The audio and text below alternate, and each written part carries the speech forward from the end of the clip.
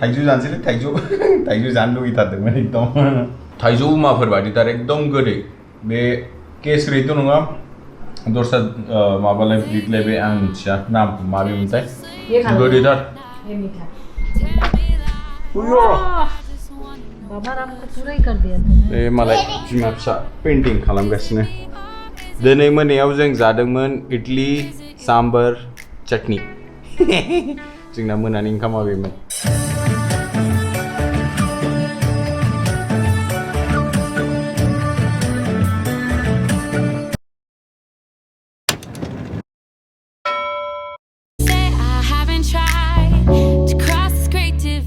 बे बुहुमाव जों जेबो लानानै फैयाखै आरो जेबो लानानै थांनाय नङा बेखौ नोंदाया बुङाखै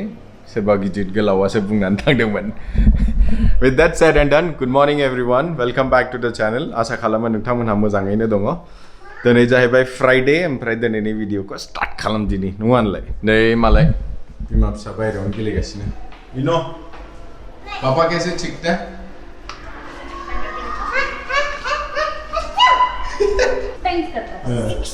पापा कैसे छिकता है 6 times कैसे करता है दिखा जो अच्छे से करके दिखा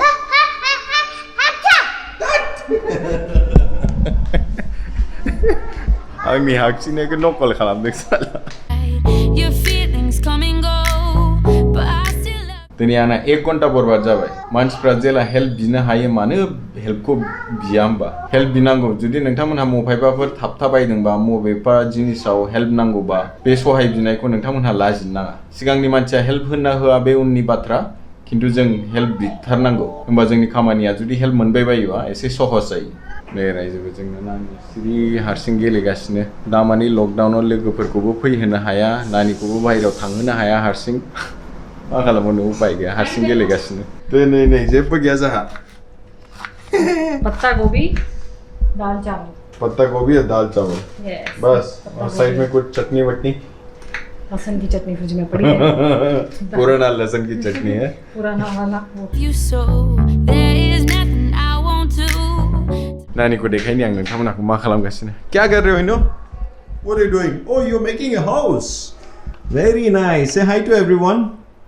say hi Hi. is this your house Yes. who gave you this Yes, I don't know. you don't know पापा हच्चू कैसे करता है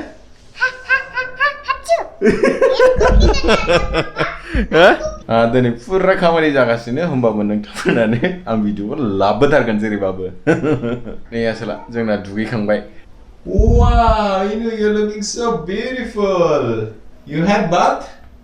Yes, I did. Make this dream come true,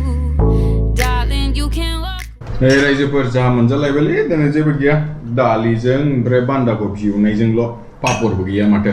पापड़ किधर है पापड़ पापड़ किधर है तेरा पापड़ नु पापड़ नै फुङाव ओरै खुसि हाथाय हाजेजे मिनिनानै सिखारलायदोंमोन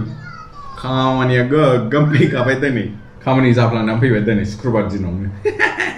खिन्थु जै 8टा जाबाय होमबाथाय आं बन्द खालामखाबाय खामानिखौ दिनै साननै बन्द' द' आरामसे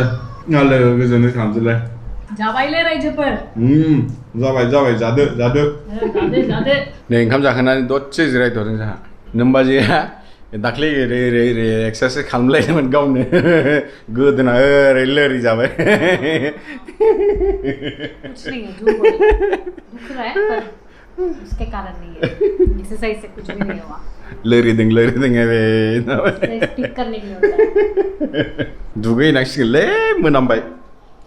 गाज्रि मोनामथारबाय दे दुगैनोसै नै दुगैखांबायलै बिमा फिसा उन्दुदों मालाय बोथोराथ' दिनै थिगानो नायनोसै बेलासियाव दे एसे खामानि मावबोग्रोदिनि But I'll keep coming back. नैलै जावलिया बारा फैगौलाय देखायनो आं नोंथांमोनानो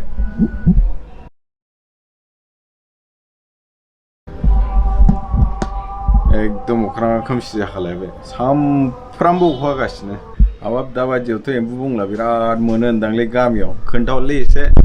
एम्बु बंला मोनो नामा